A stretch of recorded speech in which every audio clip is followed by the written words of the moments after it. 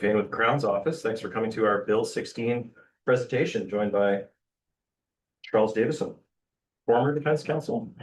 And with that, we'll talk about the significant amendments that are made to predominantly the criminal code, but also to an extent the Youth Criminal Justice Act and some other legislation that doesn't fall within the normal litigation practices of the Northwest Territories criminal courts. So I'll leave those aside, but they include the National Defense Act and other statutes. This bill, as I say, amended the Youth Criminal Justice Act. So to that end, let's go straight to what those amendments entail. And I thought this would be bigger on my screen, but it's not. Restorative justice is a large aspect of this bill, and Charles will get into that. Suffice to say that the Declaration of Principle in Section 3 of the YCGA is included a restorative justice process as being something to be accounted for in the measures taken against young persons. Previously, it was just encouraging the repair of harm done to victims in the community, but now it explicitly says including where appropriate through a restorative justice process. Item 4 of sub 3 used to enumerate far less than it currently does, including sort of what is to be taken into account by the court, the youth justice court, when dealing with a young person. Now there's now a significant list that includes things about that young person, and including the Black identity has been added, as has disability and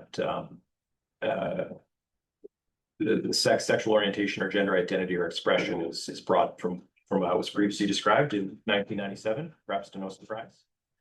The Youth Criminal Justice Act has also been amended to explicitly allow well, I guess it wasn't allowed implicitly, it was prohibited, but an 810.1 recognizance can now apply to a young person, where previously the other recognizances that were included in the YCGA from the criminal code included things like a terrorism recognizance, just a normal 810 recognizance, and an 810.2, which is a fear of serious personal injury offense. 810.1 is a fear of sexual offense, and I'll leave it as an exercise to the reader to go find out the difference between the two. There's significant overlap such that 810.2s did tend to cover the ground of a lot of the gravamen of 810.1 for sexual offenses. And 810.2 is the recognizance of choice, so to speak, that's deployed in the Northwest Territories against offenders who usually the Correctional Service of Canada says this person is a likely possible candidate to reoffend upon their release. Perhaps they've been held till warrant expiry, they weren't granted parole or things of this nature. And then an 810.2 is the policy response that we tend to deploy as opposed to the 810.1. But 810.1 does include certain sexual offenses that are not within the scope of 810.2. Carrying on in the theme of young people, there's now an offense criminalizing recruitment of young persons. So anybody who recruits, counsels, encourages, or invites a young person to be a party to an offense under this act, or probably more likely the Controlled Drugs and Substances Act, is guilty of an offense. And this is an interesting wording. If that young person is afterwards a party to the offense or an offense related to that offense, it's sort of includes within it, as so many offenses do, other offenses that you could go under to charge that conduct. It's more broad now, the recruitment offense. But of course, it's always been an offense to counsel somebody else to commit a criminal offense. And so maybe I'll just throw up section 21 and 22 to show that, of course, you can commit an offense by committing it, 21 sub A, but you can also do something for the purpose of aiding someone or abet them in committing the offense. And also it's similarly criminalized to counsel someone to commit an offense. Note that the word counsel appears, jumping back now to the recruitment offense, counsel appears, as does recruits, encourages, or invites. And I wondered if recruit was a new word to the criminal code, and indeed it's not. Recruiting, counseling, encouraging, and inviting, they all actually presently appear in the code. Recruiting is used in participating in an activity of a terrorist group. Trafficking in persons, as well as procuring sexual services. And then recruiting of members for a criminal organization. So recruiting exists. Counseling, as I say, already is quite broad. Encouraging exists as well under the criminal code. Strangely, or not strangely, but as it turns out, encouraging is mentioned 3 times. First, encouraging everyone who advises, encourages, or promotes a prize fight, which is interesting. You're also liable for participating in the prize fight as an aide, second, surgeon, umpire, backer, or reporter. I don't know, backer is a term of art, or you're just a fan of one animal versus the other, or I guess person, that's what a prize fight is. Anyway, there we are. But then the reason why animals on the mind is because also causing unnecessary suffering to animals. If you encourage the fighting or baiting of animals or birds, or the training, transporting, or breeding of animals or birds for the purposes of that paragraph. And then finally, recruitment by members of a criminal organization. And then the word invites is also in the terrorist legislation. Invitation to sexual touching, of course, as well as sexual exploitation under 153 of the criminal code. And then finally, the recruitment of members to a criminal organization. So all 3 of those words are found in that section. So I thought it'd be helpful to find some judicial definitions. This wasn't all just me reciting sections of the criminal code, but to find how courts have previously treated it, to get an idea as to how recruiting will be interpreted going forward, recruitment of young persons. And the 467.111, everybody who, for the purpose of enhancing the ability of a criminal organization to facilitate or commit an indictable offense, if they recruit, solicit, encourage, coerce, or invite a person to join the criminal organization. Unfortunately, all of the cases I can find on point are all sentencing decisions or sentencing appeals. It seems like in those cases, and perhaps understandably so, the evidence that suggests that person was recruiting somebody else to join a criminal organization was relatively airtight. Of course, a part 6 would be involved, usually in investigations of criminal organization. I would assume as well, we'd expect wire evidence or text messages or something very compelling with respect to recruitment of young persons. I think it's just sort of a fact of the power dynamics involved that the young people who are so recruited themselves are not likely to be justice system participants in any meaningful way. Likely they're the fact that they are so recruited would only be known to the police because they've been arrested having committed an offense. That would be my expectation. So again, I don't know that we'll see this offense with any frequency, but it is a very severe, serious criminal offense, and one that I think we can all say from a practical reality is ongoing in this jurisdiction and throughout the country on a very regular basis, and is a significant part of the pipeline as to why people find themselves engaged in organized crime and ad hoc organized crime, which is kind of somewhat contradictory, but not sort of stereotypical organized crime within the meaning of an episode of Law and Order or whatever. So the recruitment offense is an interesting one to watch. Let's turn now to criminal harassment. Criminal harassment used to be worded in a way that required, and the notes here aren't popping up super well, so I'm just going to whip up the criminal code, and while I so do, say that it's been amended to change the circumstances, conduct that could reasonably expect it to cause the other person to believe that the other person's safety or the safety of anyone known to them is threatened. 264 currently requires, kind of like the actus reus of assault requires non-consent on the part of the victim, 264 presently requires the Crown to prove, dramatic drum roll, think about how effective this would be if I had it immediately to hand. And I'm in the wrong section of the criminal code. So anyway, all of which is to say, it's been changed. A new enumerated ground of conduct that is unlawful includes monitoring the location, movements, actions, or social interaction of the other person or anyone known to them. And I thank Charles for handing the code to me. Presently, criminal harassment requires that causes the other person in all the circumstances to fear for their safety. So in this instance, it's reasonably be expected to cause that other person to believe that their safety is threatened, which is, I think, helpful if you're the victim of an ongoing and repeated criminal harassment, it being incumbent on the Crown to say, and how did that make you feel? Are you feeling harassed? All of these things could be difficult evidence to procure. And also you can imagine as well, a case where, for instance, there's a phone dump and an accused person, there's a comprehensive sort of pattern of harassment.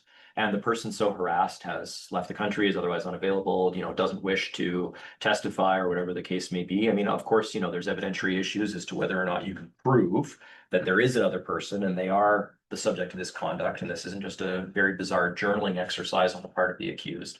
But again, I think that the flexibility that this allows, because this is criminal harassment, it can be very serious indeed, and lead to very negative outcomes, particularly in cases of intimate partner violence where the victim is a former intimate partner of the accused. And that is our lovely segue into coercive control, which is now a new offense under the criminal code and effectively criminalizing a pattern of conduct that's been described primarily sort of academically for many years and through the sort of the observations of criminal justice participants. And that is something that I think a flavor of this will pop up in files that involve just discrete instance of intimate partner violence. You get a flavor of the relationship, and it does seem to be one of coercive control. What that is, however, is defined by Parliament. In this case, the offense itself is you commit the offense if you engage in the pattern of coercive or controlling conduct, if you do so with the intent to cause their intimate partner to believe their safety is threatened, or knowing or being reckless as to whether this pattern would cause such a belief in their intimate partner. A pattern, it consists of a combination or repeated instances, and I've summarized, oh, never mind, the next slide is when I've summarized some of this. Here, I've just spelled it out as the text appears in the bill, and now, of course, the criminal code. Although, can I just say the Justice website takes months to update, and like you don't actually, ignorance of the law is no excuse because we're all supposed to be reading the Canada Gazette or whatever, but the website should be up to date, and that's deeply frustrating. So, using violence against an intimate partner, I mean, clearly, the series of the little discrete instances of violence in isolation would themselves likely comprise a criminal offense. There's, of course, a question as to whether or not you've got a pineapple issue or a Otrefort convict issue, what have you, or if the Crown is stopped by how it's chosen to call no evidence versus directed stay of proceedings in repeated instances of violence that's perhaps later described as a pattern of coercive control. These are all very interesting issues that do not allow us to discuss them within an hour, where we also have to talk about the mandatory minimum penalty and all the Jordan stuff. But here's some of the, as I say, the violence is one, coercing or attempting to coerce the intimate partner to engage in sexual activity, and then engaging in any other conduct, inclusive of listed conduct, if the circumstances, the conduct could reasonably be expected to cause the intimate partner to believe that the intimate partner's safety or the safety of anyone known to them is threatened, which seems very broad indeed, but this is all predicated on there being a mens rea component, of course, that the person engaged in the coercive control, and dipping back to sub sub 1, that you commit that if you engage in the coercive conduct, if you do so with the intent, reckless, or knowing that it's going to cause the intimate partner to believe that their safety is threatened. And it's indeed the intimate partner's safety, not the safety of this third party. Just to jump back, we're back to, this is obviously a very wordy section, and you really need to sit down and kind of work through the provisions when you're dealing with someone who's charged in prosecuting or defending them. But again, the safety of anyone known to them, it's about the state of mind the accused has vis-a-vis their intimate partner, as opposed to if they believe that that third party is threatened. So that would perhaps comprise harassment or threats or who knows what, but it wouldn't be coercive control, because of course coercive control, as so defined by Parliament, is coercive control aimed at one's intimate partner. So coercive control, as I say, some of these includes things, although it's not an exclusive list, but some of these things includes controlling or attempting to control or monitor the intimate partner's location, movements, actions, or social interactions. Pardon me. And then there's a whole host of other enumerated conduct. Of course, any one of these could be sufficient so long as it's a pattern and so long as the mens rea is proved. So I think it's going to be the case that from a practical reality, when we see coercive control prosecutions, they will be a sort of comprehensive account of a significant portion of time. I think just the reality of that situation, if nothing else, for one, that'll flag it to the peace officer involved that it meets the criteria for coercive control, and also just sort of from an evidentiary perspective as to whether or not the accused knew or was reckless as to the mental components about their controlling conduct. I want to highlight threatening to die by suicide or self-harm as conduct that's included within coercive control. As I understand it from dealing with forensic psychiatrists in the court case of dangerous and long-term offender hearings and things like this, that controlling conduct of threatening to harm oneself for the purpose of exhorting the intimate partner to stay in the relationship is a significant predictor of future if not violence, but sort of relationship violence and coercive control. It's also just a deeply disgusting things to do, to manipulate this person to stay in a relationship with them out of their concern for your own well-being. Very manipulative. So the coercive control, all of that conduct should be considered, including whether or not there's the vulnerability in the relationship, and that a person's safety includes their psychological safety. So again, there's a breadth of conduct that's covered by here. I think we all probably are thinking in our minds of various files we've encountered that meet these criteria, and that coercive control is a real thing that will be, I think, just from the point of view of reality and human experience, just like intimate partner violence, unfortunately, writ large, not often reported, and when reported, difficult to handle for the judicial system in terms of what a judicial response ought to be. This is a social problem as well as a criminal problem. Coercive control finds itself changing manslaughter, and broader than just coercive control, although I put it under the heading of coercive control. A court sentencing someone for manslaughter now must consider whether or not a sentence of life is imprisonment, shall consider opposing a sentence for imprisonment for life, which you may ask yourself, would they not consider imposing the maximum sentence for every offense for which a maximum sentence is provided, just by necessity of considering what the sentence may be? But this is a statement of intent. I don't think necessarily nakedly political. I think also has a positioning of, a judicial framing of consider it. Of course, again, nothing's in theory changed. You ought to have considered this before, but an explicit exhortation for sentencing courts to consider whether or not there's coercive control in the case of sub A, whether they're exploiting the victim under the 279 offenses, which is procuring. I haven't practiced in that area in a while. Committing or attempting to commit an offense of a sexual nature, or an offense for a sexual purpose, which is interesting. And then, of course, if it's motivated by hate. So these are circumstances in which you must consider manslaughter. There's now new 5.1 additional circumstances that turn murder into first-degree murder, including if they're engaging or after having engaged in a pattern of coercive or controlling conduct, while exercising control. I should have figured out what 279.04 was, but I didn't. While attempting to commit committing or attempting to commit an offense of a sexual nature or an offense for a sexual purpose. I know that 271, including 272 and 273, also enumerated offenses that if you were committing or attempting to commit a sexual assault in the course of a murder, that made it first-degree murder. So that was there already. And then if motivated by hate. Mr. Godfrey.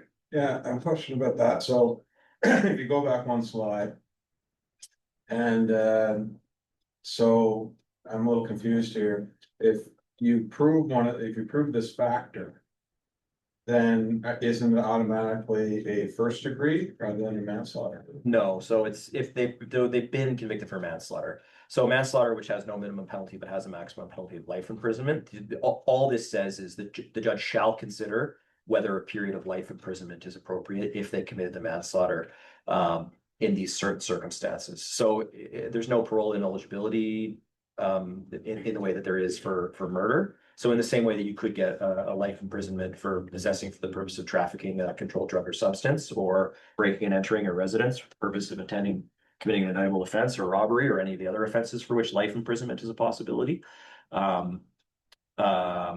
In that case, this is just simply saying consider life imprisonment as the appropriate sentence if a manslaughter is committed in these circumstances. So if you have the additional mens rea requirement that would make it a murder, it's not second degree, it's first. And when I jump back and forth quickly, we see that indeed the A through D are identical. All of the circumstances that mandate or a thought to whether or not it ought to be a life sentence for murder are those that make it first degree murder if it would otherwise be second. So once the mens rea is there, it goes from second to first.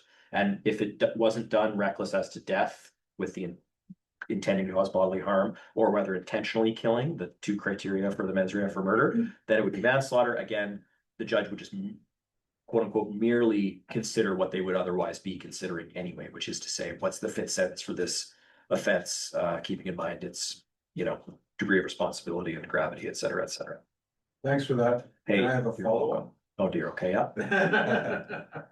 So, given the innate nature of the offense in the first section is either 1 or A there, that most of that evidence will be coming from the deceased. Great question. Yeah. Has this kind of been contemplated, or how would one go about beyond some sort of, I don't know, text messaging, that sort of thing? Would you be bringing in evidence from outside sources, of neighbors, that sort of thing? Just like anything else, in the sense that, the criteria, and let's just go back to course of control. The elements of the offense are the accused engaged in a pattern of conduct, and then they did so with a certain mens rea. So just like, it's hard to prove the planning and deliberation for a murder to make it first degree. There are circumstances in which the Crown will mount a principled exception to hearsay for the purpose of getting a victim to talk about their fear of the accused prior to their death, or whatever the case may be, or the other, all of the other ways in which the criminal law has adapted to bringing evidence before the court to ensure that we've got a fair adjudication of the question before it. So again, I think the reality is, like the recruitment offense, the course of a control offense, there will be, when the cases arrive, they will be strong just by virtue of the practical reality of what it takes to put a case like this together.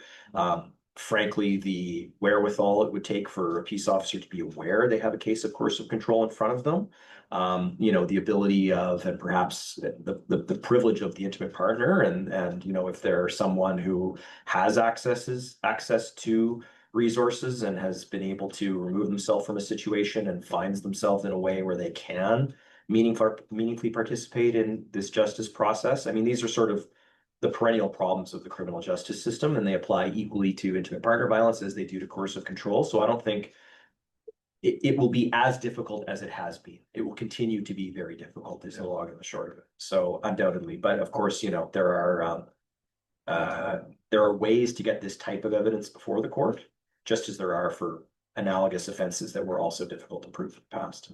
Yeah. Can I have a question? Sarah, please. Just broadly,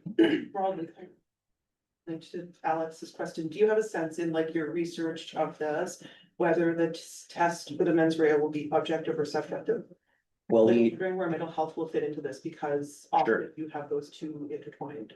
So it's knowing or reckless, or with the intent to cause them to believe that their safety is threatened, or knowing or being reckless as to whether this controlling conduct would cause their partner to believe. So it's a subjective mens rea offense.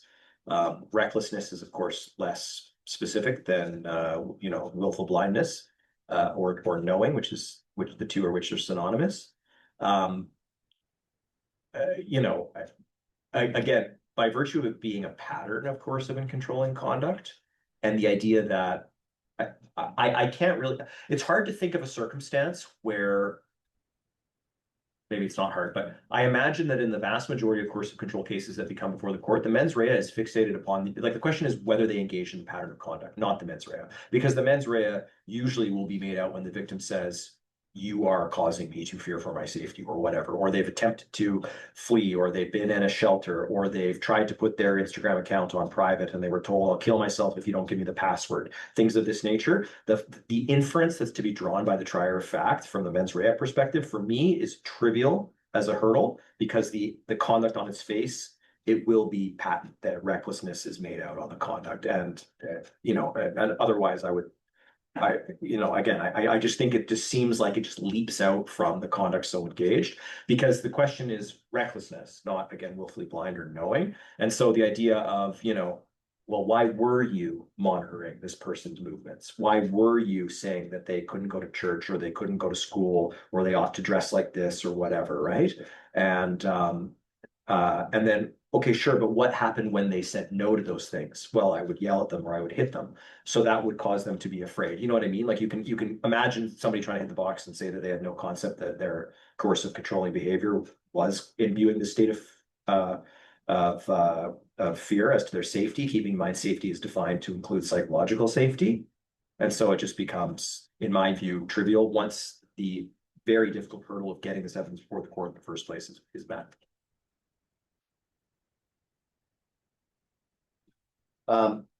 Testimonial aids shall be granted for offenses of a sexual nature or intimate partner, unless they are of the view that it would interfere with the proper administration of justice. And if there is no such application, the court shall inquire with the prosecutor as to whether or not steps have been taken to inform the witness that such an application may be made. It's now an offense to threaten to publish an intimate image where it wasn't previously. Previously, publishing it or holding it for the purpose of publishing was an offense, but it wasn't an offense to merely, quote unquote, with intent to intimidate or be taken seriously, threat to publish, distribute, transmit, sell, an intimate image, which is good, I think. Intimate image has now been defined. Well, pardon me, the definition has changed. It's now, if the person is not just nude, but also nearly nude, and is exposing their genital organs, sexual organs, which used to be genital organs or breasts, or anal region, or is engaged in explicit sexual activity. Sexual organs is now defined to include genital organs, breasts that are or appear to be female breasts, and the anal region. Sexual organ used to exist as a phrase undefined. It still does in 163.1, what was then at the time the child pornography provision.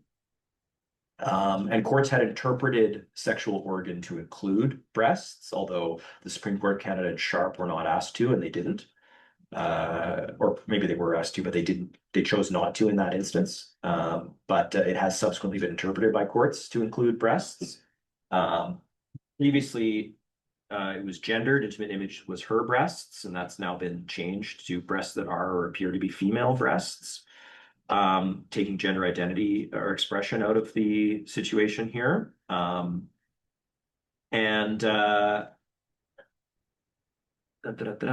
the next one? Right, here we go.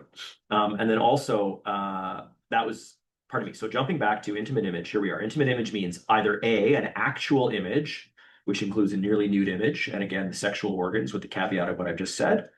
And also, you could do it this way, B, which is a visual representation, including by means of an artificial intelligence software that shows an identifiable person depicted as nude, nearly nude, or exposing their sexual organs or engaged in explicit sexual activity, if the depiction is likely to be mistaken for a visual recording of that purpose, or that person, I should say. So this is now the deep fake provision. It should be very clear. And this is something that I've seen in recent media coverage. There was perhaps a misunderstanding that it wasn't already illegal to depict children via computer-generated imagery, which Regina and Sharp, 2001, it was upheld to be constitutional. Any visual depiction of a child, which includes a drawing or something that's patently not real. Whereas in this case, intimate image hasn't changed the offense for a child sex abuse and exploitation material, But it has now criminalized conduct where software is used or a visual representation made electronically or mechanically. Interestingly, you can still draw something. Of course, there's a barrier to entry to being good enough to do a life portrait or painting or somebody. Where now it's the case that the electronic means for an adult, so long as the depiction is likely to be mistaken for a visual recording. That's the distribution of an intimate image. So also it's the case that we then put two and two together. The threat is an intimate image, right? Intimate image so defined requires that if you threaten someone that, you know, I'm going to reveal an image of you that I've created using a machine learning, and I'm going to do that, you know, whatever, that's now a criminal offense. So threatening to distribute an image that doesn't exist that you are going to generate is criminal. Okay, also bestiality is now criminalized, but I don't want to talk about it. Don't depict bestiality, please, anybody. There's part one. Can I ask a question? Please do, Peter. Both the coercive control and the threat to publish intimate image seem to have a lot of overlap with extortion. And extortion, of course, has a higher maximum penalty. Yeah. Is there really a distinction between these offenses and extortion in terms of the elements that would need to be proven, or are these just specific versions of extortion with a little bit more breadth on the psychological harm? Yeah, so I mean, the thing about the threat, I was thinking about extortion. I didn't want to go on the segue, but of course that led to a question. But with respect to the threat to send an intimate image, is yours threatening out of the goodness of your heart, so to speak? Because I'm just going to distribute an intimate image, right? Whereas extortion requires an extortive, like an attempt to solicit something. And so it's 346, everyone commits with intent to obtain anything. So that's the difference, right? I guess. And the question of also it requires without threats, accusations, menaces, or violence. So, you know, the coercive control, of course, monitoring where somebody's going and saying that they, you know, ought not to attend this school and wear these types of clothes, or if you leave this relationship, I will kill myself, is not possibly within the confines of extortion. And indeed, the whole idea of with intent to obtain anything. I mean, I know that, and I have recommended extortion charges in certain cases where intimate images are being extorted from someone using threats. And usually, in the cases that I'm dealing with, the threatened conduct is itself criminal, which is distributing child sex abuse and exploitation material, right? Or things of this nature, or the intimate image offense where it's an actual intimate image so depicted. So yeah, there will be some overlap. Just like, you know, in any other, as I said earlier, with the coercive control offense, the intimate partner violence aspect is criminalized under 266 of the criminal code. Well, actually now under 263 point whatever it is, which we're not getting into today, but there's a new offense of intimate partner violence. Right. But the long and the short of it is that there are additional elements in these offenses that maybe are absent in extortion. And then also similarly, extortion has it's like this. Extortion previously didn't cover necessarily all the conduct, which is now so criminalized. And then of course it also has with the intent to obtain anything. And so anyway, so the long and the short of it is we will continue to see extortion. It'll be, I think, a lot more obvious in like a discrete offense where it's like an intercepted phone call or text message in which it's, you know, send me $20 or I will send your nude images to Facebook or whatever. Right. That's good old fashioned extortion. Yeah. And continues to be illegal. But you broke my heart. I'm going to distribute your nude images tomorrow. Not extort. Previously not even illegal. Now illegal under threatening to distribute an image, and certainly not extortion. Thank you. Okay, that's me having started 6 minutes late. So now I'm only 4 minutes over time, and Charles is going to speed run through his section. Clicker here. Is that changing? Yeah, this thing. Important. I use you use the keyboard to this guy. This guy is that's the guy we like. So I'll try to cover at least the sexual history and records production areas, the brand new delay provisions of the criminal code. And I'll address the mandatory minimum sentences issues, and then if I'm also, as Morgan said, maybe touch on the alternative measures a little bit, and if we have time, maybe a couple comments about C-14, because that came into effect about a week before C-19 or whatever. It's called, 16. It's chapter 19 of Statutes of Canada 2026.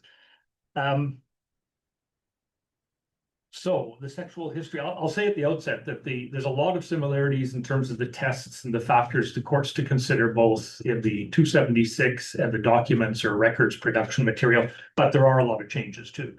And the first change is that, of course, the defense always has to bring an application if they want to use any such evidence. Now the Crown does too, and you'll see in the next slide that I can't remember the name of the Ontario decision, but I became aware of it about a year ago. I Googled, or not Googled, I searched Canley this morning, I couldn't find it, but about a year ago, an Ontario judge came out with a decision, basically in common law, establishing the same kind of process that the defense has to go through for the Crown to produce and use documents as well, or records as well. We'll come back to that because right now we're still on 276.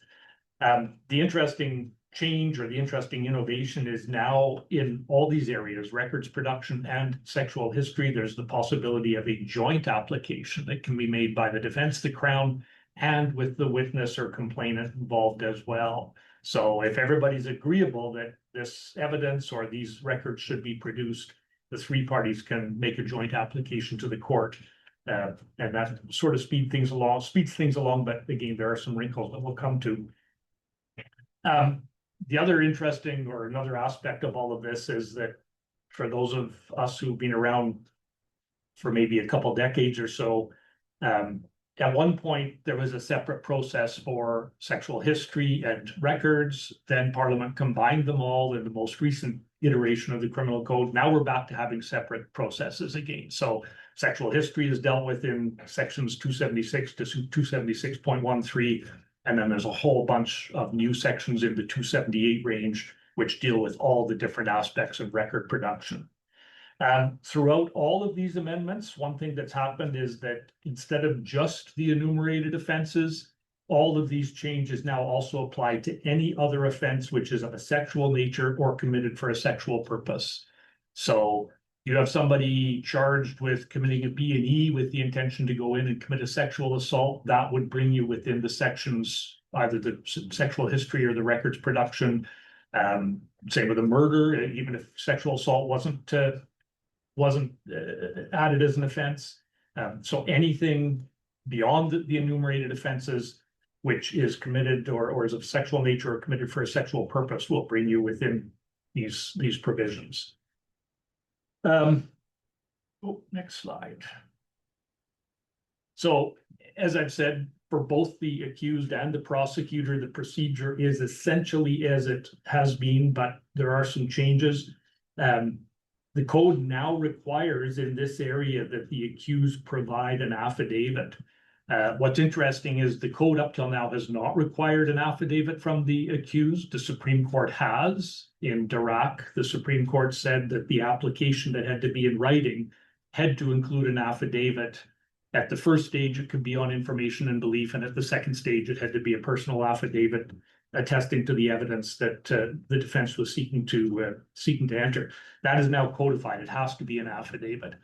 And what's also interesting, although I didn't put it on this slide, is that where the requirement for an affidavit is listed in the code, it used to be, again, in Dirac, the affidavit had to attest as to what the evidence was. It had to provide the detailed particulars of the evidence. Now, the way the code is worded, the affidavit also has to attest to the relevance of the evidence you're trying to get in, which is kind of an interesting move because relevance usually is a matter of legal submissions and argument. This is how we say this evidence is relevant.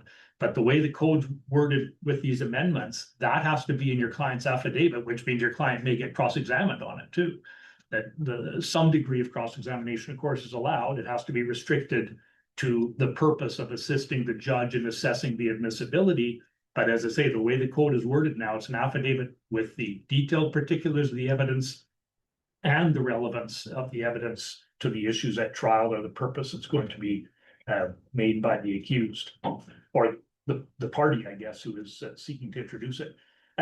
The provisions used to say the accused had to serve the complainant. I guess that must have been happening often enough that Parliament wasn't happy to leave it with the accused. Now the accused specifically cannot serve the complainant. And as I say, the Crown process essentially adopts what the Ontario judge about a year or 18 months ago had said should be done when the Crown's trying to use private records as well. So the new joint application, and again, this applies not just in 276, but also in the 278 area. As I said earlier, all three, the prosecutor, the accused, and the complainant or the witness to whom the records or the evidence may relate can apply jointly. In this case, an affidavit's not required. And going back a step, the Crown has never been required to provide an affidavit and still is. The Crown's making the application to use evidence or produce records. All it has to do is again, just give details, but it's not required to do so with any evidence under oath. And on joint application, again, no affidavit is required. The joint application has to be filed at least 60 days before trial. And then an interesting requirement is that the judge must decide the application no later than 30 days after it's submitted, which raises, among other things, some interesting implications for judicial independence. I mean, I don't think I can think of any other scenario where Parliament has purported to tell the judge, you're under this timeline, you've got to do things, this thing by this certain date. What may give the judges a little bit of a break or a breather is that the way the section is worded, it says the judge has to make the determination no later than 30 days after the application was made. And it says they also have to give reasons, but the way the section's worded, it doesn't necessarily mean, I don't think, that the reasons have to come at the same time as the determination. So the judges may get away with and be able to get away with just saying, okay, here's the bottom line ruling, the evidence can go in or it's not going in, or this is going in and that's not, and then give reasons later. They still have to give reasons. I think they've always had to give reasons in this area, but the way the section's worded, it's not clear that the reasons have to be given within 30 days, just the decision or the determination. And the judge on a joint application, the judge can either go all the way and make the order for admission of the evidence if they're satisfied that that's the appropriate order. It seems they can't outright dismiss the entire application. The alternative to ordering the evidence or allowing the evidence to be admitted is to order a hearing to determine the admissibility. Do you think there's a possibility then, Charles, that defense counsel, Crown may choose to try and take the application decision to a higher court or to the actual trial itself if they disagree with the decision? Would that be? I don't, well, I mean, you still have the rule about the rule against interlocutory appeals, right? Right.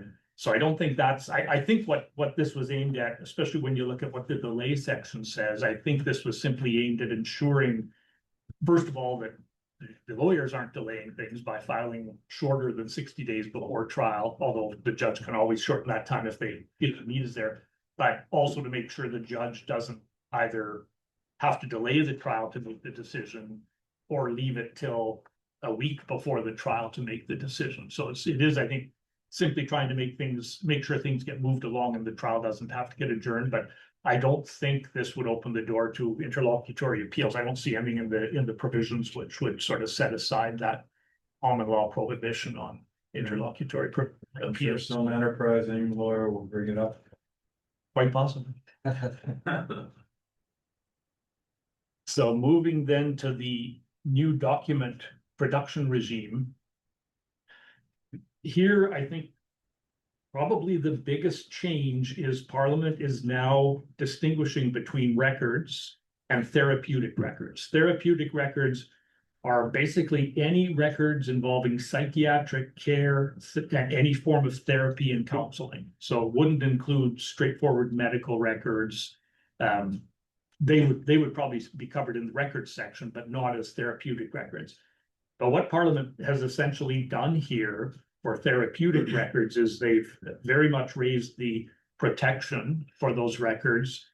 And the test that the accused has to establish they contain evidence that could raise a reasonable doubt as to the accused's guilt is very much alike or the same as the common law, the Supreme Court of Canada decisions about violating solicitor-client privilege. So now they've basically put therapeutic records on the same plane as solicitor-client privilege, that evidence at stake, and the accused has to demonstrate that the therapeutic records contain evidence. So not just are relevant or might or are likely, somehow they have to show they contain evidence that could raise a reasonable doubt as to the accused's guilt. Which, as I say, I think is a significant increase to the protection of those records and shielding them from production to the accused.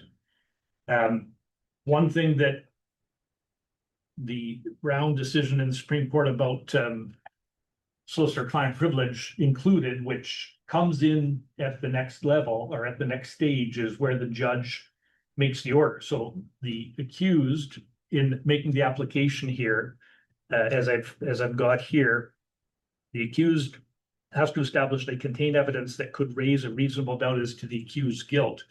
When you look at the order that can be made, the judge has to consider, this is the third bullet point under the first point, whether the evidence is available from another source. And again, that's part of the Brown regime for production of documents or information from a lawyer's files. But it's interesting that they didn't say it in terms of the accused applying and trying to get these records. Doesn't say the accused has to show they're not available, that evidence is not available elsewhere. In Brown, the Supreme Court said that was essentially a threshold question before you even get into the meat and potatoes of the solicitor-client privilege issues. But they almost call it basically it had to be something the accused addressed at the outset.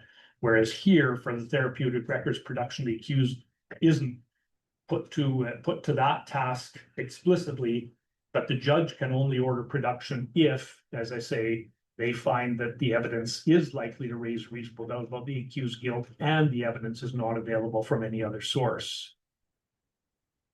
And as I've said in the slide, this applies whether the records are in the hands of a third party or in the hands of the prosecutor. The prosecutor, the Crown, is now by legislation able to release to the accused certain records without any application being required.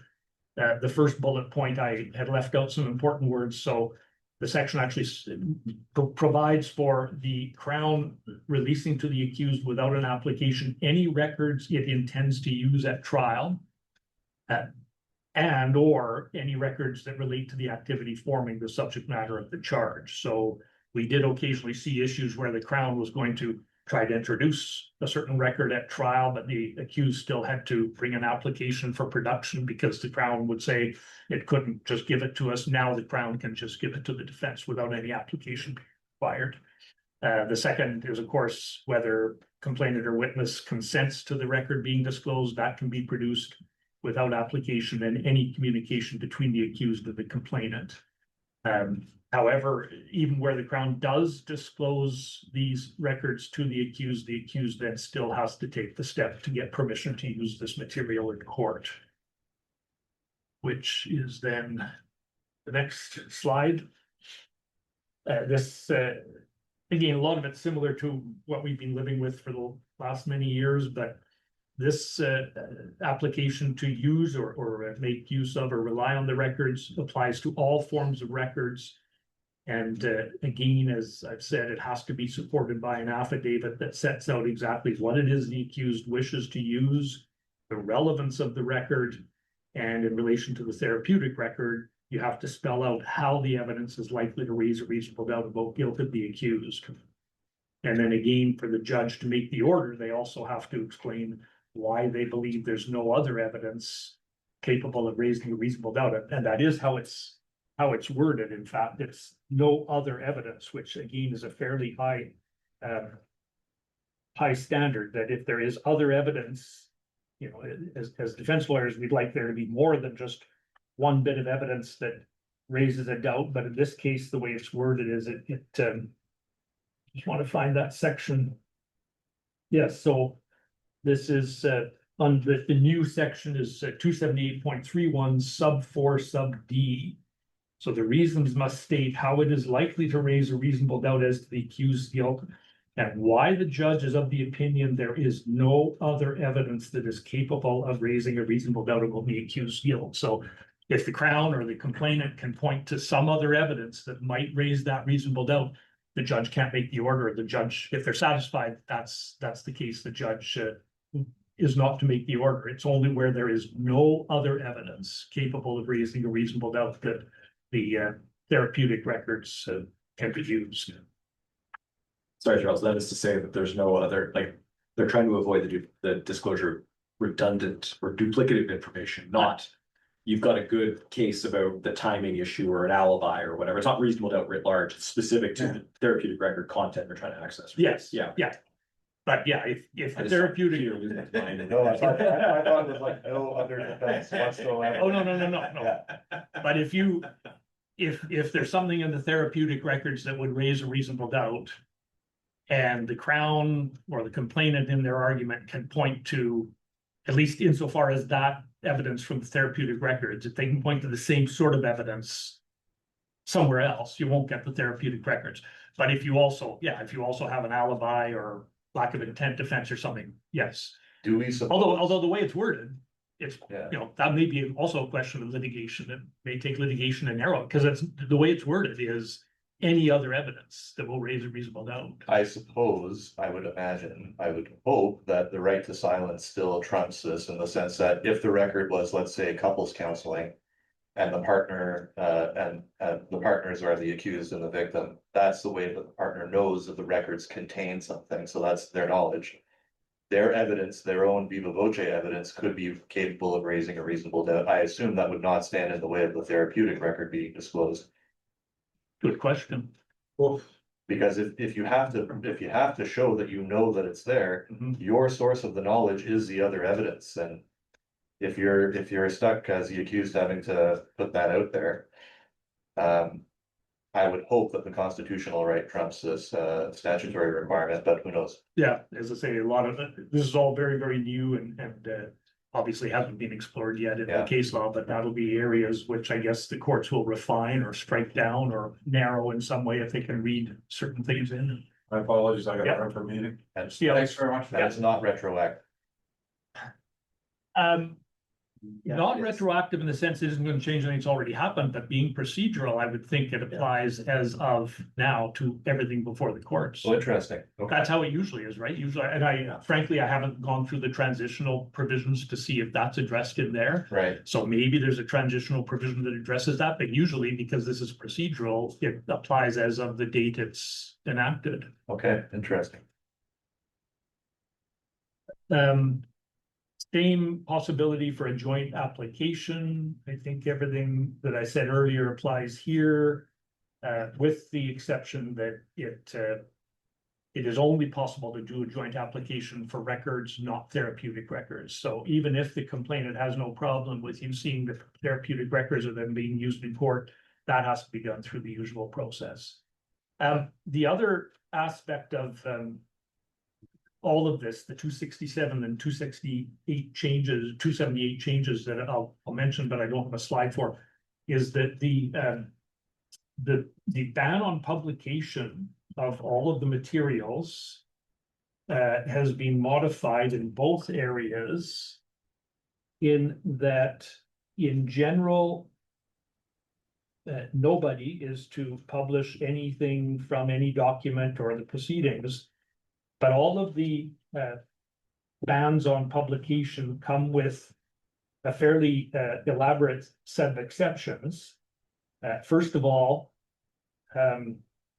any disclosure of information in the course of the administration of justice, when the purpose of the disclosure is not one of making the information known in the community, that's permitted. And then to accommodate the complainants and witnesses who might be impacted, the information, the ban on publication or broadcast does not include information made by the complainant or any witness or about the complainant or witness and their particulars in any forum and for any purpose. That if you're a complainant or witness and the information's about you, you can disclose it in any forum and for any purpose, as long as you do not intentionally or recklessly reveal the identity or particulars likely to identify any other person whose identity is protected. So if you're a complainant or witness, you could post on Facebook, you could, as I say, publish in any forum and for any purpose, as long as you protect the identities of other people. And then finally, it's also permitted the complainant or witness can disclose for the purpose of or to a legal professional, a healthcare professional, or to a person in relationship of trust with them, as long as the purpose is not to make the information known to the public. So that one does not come with, of course, the restriction about identity of other people. If you're talking to your doctor, your lawyer, or your partner or something, you can spill the beans completely and you're not committing an offense. If you're doing it in public in any form or any purpose, you have to be careful you don't reveal the information about anybody else whose identity is protected. I'll just jump in to say that any charge laid on or after the commencement day is the criteria for the 276 and the 278 stuff. So the Okay. offense can predate the amendments, but the charge has to have been laid. Question as to whether or not an indictment after being committed to stand trial is a charge laid or whatever the case may be, you know, placement informations or things of this nature. I'll leave that To be sorted out by the Sorted courts. Yes. But if you have an ongoing file, continue with the mire as it currently exists. Yeah, thank you, Morgan. Yes, thank you. Unreasonable delay. Now, this is a section of the code which is completely new. Parliament obviously is trying to respond to and guide and perhaps, I wouldn't say work the system to get the results they want on delays, but some of it is a codification of what the courts have said post-Jordan. So for example, there's now a section or some sections that set out how you assess case complexity. I think that's not a lot different than what's being done up to this point, the number of pretrial applications and when they were scheduled. So if you sit in the weeds and a month before your trial decide you're going to bring a pretrial application and it has to get adjourned, that will be taken into account in assessing how complex the case is. Whether or not it's a multi-stage process, so whether or not one decision or more than one decision is required to complete the motion, obviously 276 and 278 material there. The amount of cumulative court time required, whether a trial continuation will be required. Again, whether the applications were not scheduled in advance of the trial and any other factor the court considers relevant, which I think, as I say, the case law would show that's a lot different than how they've been assessing complexity up till now. The first bullet points on the screen, first of all, a stay can only be entered in accordance with this part of the criminal code now. So, and we'll come to the test Parliament has set out for the stay. And then secondly, interestingly, they've now codified that victims are to receive notices of the application and the decision once it's made. And the court is to inquire of the prosecutor whether they have been able to inform the victims, if they've taken reasonable steps. If they have not, it does not preclude the court from making the decision in relation to the application. Similar to victim impact statements and things like that. Time that will be excluded from the calculation of delay. And again, here clearly they're talking about the 276 and 278 regimes. If the 60 days notice was required and it wasn't given and that caused a need to adjourn proceedings, that will not be taken into account in calculating delay. Usually, of course, that'll work against the defense. And then there specifically says if the prosecutor has taken any frivolous or dilatory action or any action not in good faith, that is to be taken into account. My little note there says it's interesting how they have put that specifically on the prosecutor, but Jordan already addressed the defense doing things that were not in good faith or frivolous. So I guess that's why Parliament felt they should fill the gap and address those sneaky prosecutors. Defense lawyers being sneaky are already addressed in Jordan. Oops, I think I went backwards. Oh, okay. And so as I said, Parliament has now addressed things the judges to take into account in deciding whether or not a stay should be entered. Unlike Jordan, which basically just says it's a stay and that's the end of the story, the court must now be satisfied no other remedy is appropriate and just. The court is to consider the stage at which the finding was made or the delay became unreasonable, which is interesting. So it's hard to think of how that would apply. My guess is that if you're at the point where you're partway through a 3-week trial and you hit the 18-month or the 30-month deadline, that would probably count against entering a stay. But that's something the court is to take into account, the stage at which the finding was made or the delay in fact became unreasonable. The impact of a stay on the victim. I mean, we can all think of situations where the victim, of course, would not be happy with a stay, not be happy with the outcome being reached and a ruling being made. I would guess, may mean evidence from the victim or maybe even a professional, a doctor or something, if they're going to say this is going to impact their mental health or something. And then the last 3 points really, I think, sort of mirror or to some extent are similar to the usual test for a remedy under 24(2). The prejudice to the accused, the public's confidence in the administration of justice and society's interest in the final decision on the merits. I suppose the public's confidence in the administration of justice isn't directly addressed in 24(2), but certainly seems to usually be in the background and sort of ties in with society's interest in the final decision. The legislation doesn't offer any guidance as to what other remedies might be appropriate and just. I don't know if, I guess that leaves it to the courts to decide. If you've been waiting for your trial for 3 years, the trial ends 3 years or no, it's 2.5, I guess, 30 months. So if you've been waiting 30 months and the trial ends 33 months or 34 months late, or after the matter began, maybe you get a sentence reduction to address that or to remedy that. I don't know. The mandatory minimum punishment sections. Charles, or remote is underneath paper or something. Oh, Things keep floating around. yeah, it's over here. But don't Oh, there. Was mine in front of yours or behind yours? Oh, you probably got it too far. Okay, sorry. The mandatory minimum sentence. This is it, I think. The provision is interesting. The bottom line is sections, the provisions of the criminal code should no longer be struck down. What they've done is, as inferior courts have had to do all along, if the judge is satisfied the mandatory minimum sentence, if imposed, would amount to cruel and unusual treatment or punishment, then they are simply to impose a sentence that will not violate Section 12. As I say, it seems to me this is aimed at making sure the superior courts no longer strike down legislation. So it's very much almost like a constitutional exemption, an individual exemption from Section 12. This does not apply where life imprisonment is the mandatory minimum or to the mandatory minimums for impaired driving.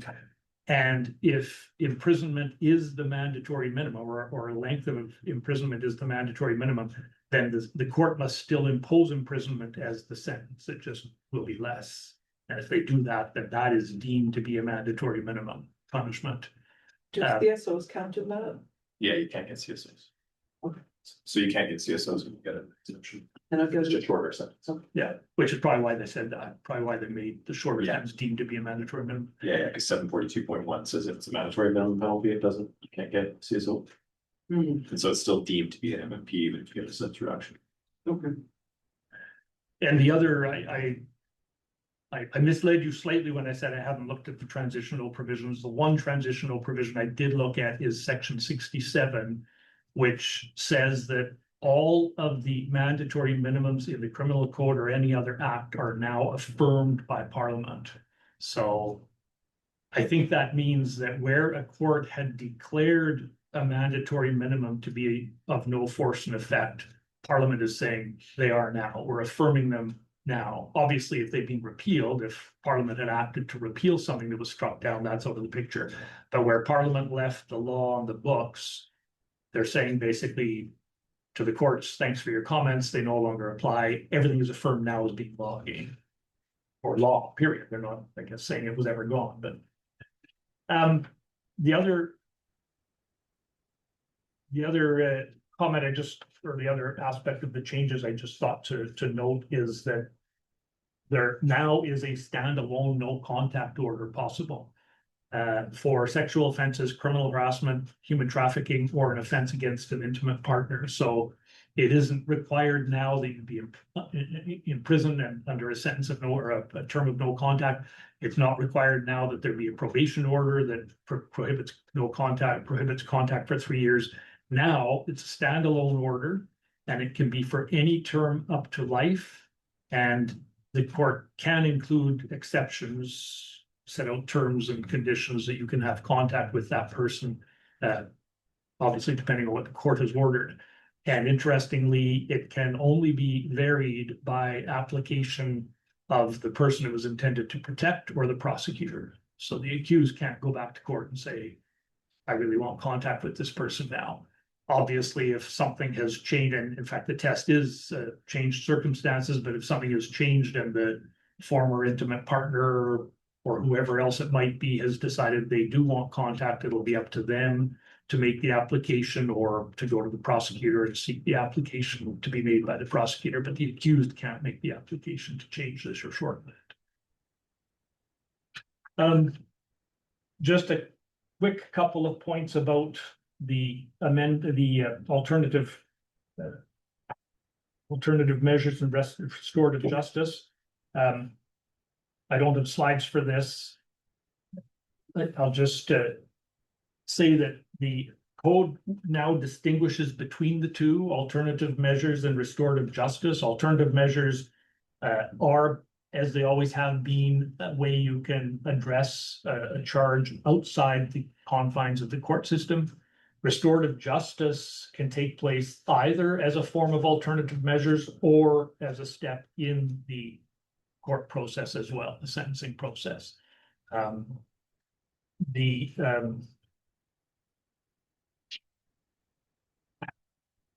Couple of other interesting changes.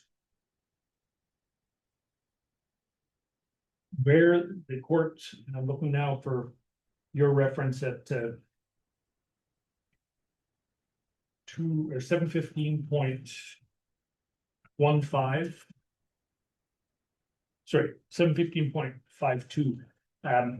Where the court is satisfied the person has totally complied with alternative measures, it must dismiss the charge. I forget it said earlier it must, but now it must dismiss the charge. If the court is satisfied, the second part, the alternative, is the court satisfied the person has partially complied with the alternative measures, they may dismiss the charge if in the opinion of the court, continued prosecution would be unfair, having regard to the circumstances and the compliance in question. So even where the person doesn't get all the way through alternative measures, but they've substantially or partially done what they were required to do, the court can still dismiss the charge if it would be unfair and or having regard to the circumstances and the person's compliance, the amount of the person's compliance. So I thought that's an interesting change. As I said earlier, the restorative justice process can be used at any stage of a criminal justice process, including as an alternative measure. So restorative justice can take place as part of sentencing, before sentencing, at any other stage, but it also could be a form of alternative measure. And it's clear that, I'm looking here now at 715.54. It describes what restorative justice may be. It can be the form of mediation or dialogue between the victim and the person alleged to have committed the offense, a restorative justice conference, or a sentencing circle. sort of sets out what Parliament had in mind in formulating those sections. Those, to me, seem to be the main changes, amendments in terms of restorative justice and alternative measures. Just turning briefly to C-14, mainly the bail provisions. A couple of interesting things. First of all, the code now says, which the Interpretation Act has always said, a matter is considered to be indictable if it's hybrid. The only time it's not indictable is where the Crown has elected to proceed by summary conviction, which is the law, has been law all along, because that's what the Interpretation Act says as well. We know that most of the time in bail court, unless the person's been out on release orders already and had a number of appearances on their earlier charges, but when you're in bail court for your new information, the Crown usually doesn't enter an election, which means it's deemed to be indictable, which means all the bail provisions that deal with being charged with an indictable offense apply. I guess Parliament felt that people weren't looking at the Interpretation Act often enough, so they've now imported that section into the criminal code. Section 493.1 that sets out the sort of minimal terms and release if possible condition. They've now said for greater certainty that section does not require the accused to be released. So they've wanted to send a message that even where that section, or even though that section is valid, it doesn't mean the person necessarily is released. I know there's been sort of an ongoing question whether or not the latter concept applies in a reverse onus situation. Parliament has now clarified it does not. So section 515, there's now a new provision 2.04 says subsection 2.01, which codified the latter concept, does not apply to an accused to whom subsection 6 applies, which of course is the reverse onus section of the regime, the bail regime. And I guess the only other point I'd make, given the time here, is that the test for release in a reverse onus situation has been, I think, probably made tougher to meet or more stringent. So if you're in a reverse onus situation, the accused has to demonstrate, has to show, of course, that their detention in custody is not justified. And the test now is by clearly demonstrating that their proposed release plan addresses the risks posed by the accused as they relate to the grounds referred to in subsection 10. So I think the code up till now has been kind of silent about how stringent the test is. You just had to somehow show. Now it says you have to clearly demonstrate your proposed release plan addresses the risks posed by the accused. So I think that may serve, with that Parliament's intention, I think clearly was to make it a little harder for people to get out when they seem to have trouble following conditions or behaving themselves. They get in more fights, commit more assaults, or worse, more often down south. But again, and that higher test shows up in other places too. There's now basically a term saying if you have been found guilty and you've been out on bail, if the Crown applies for your release to be revoked, you will go into custody unless, again, you can show, clearly demonstrate that your proposed release plan addresses the risks posed by you. And same with subsection 4 of 524. If you've breached and you're, again, it's a reverse onus situation, the same test now applies. You must clearly demonstrate the proposed release plan addresses the risks posed by the accused. So I'm gonna say, Charles, that I took a different position on the day of the 16th or 17th of July, whenever it came into force. Justice of the Peace asked as to what that meant. And I took the view that it still maintained a balance of probabilities, that it hadn't changed. And it's the case that somebody for DOJ in the Senate, just to the extent that we're looking at Hanser or whatever, said that that was Parliament's intention, in fact, was not to create a new, somewhere higher than balance of probabilities, obviously less than beyond reasonable doubt, but it was just merely to say. You know, it clearly demonstrates prove on a balance of probabilities, they're sort of synonymous, Okay, in fact, so, it's kind of otherwise, I guess, murky as to what that may well be as an evidentiary test, but certainly I'm up to you that it's just on a balance. I'm sure So- the accused defense that in lawyers mind. will be Keep that happy in to mind. hear Crown that from shopping. you, and yeah, that's right, Morgan can go to bail court and everybody happy, night. Well, as it turned out, the new tertiary ground. There's the 4 things to be considered in part of the Office of Public Administration of Justice. There's now a 5th. The number or gravity of any outstanding charges against the accused that arise out of separate events. Oh, yes, I see that here too, yeah. Which up here is certainly a frequent Something that perhaps occurrence in. ought to be considered. So those are, I guess, what we have for an hour and 20 minutes. Obviously, read the act, as they say. Yep. Any questions, comments? Other corrections? I'm open to being corrected. No, thanks to Nothing? both of you. Yeah, thanks for coming, guys. Yeah. Thanks for folks on the Zoom as well.